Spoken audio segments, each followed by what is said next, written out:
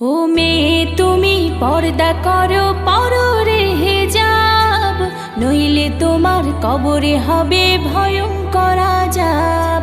ও মেয়ে তুমি পর্দা করো পররে হিজাব, নইলে তোমার কবরে হবে ভয়ঙ্কর আযাব।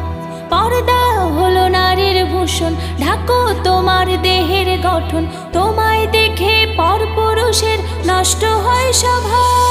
ও মেয়ে তুমি পর্দা করো পররে হিজাব, নইলে তোমার কবরে হবে ভয়ঙ্কর আযাব। ও মেয়ে তুমি পর্দা করো পররে হিজাব, নইলে তোমার কবরে হবে ভয়ঙ্কর আযাব।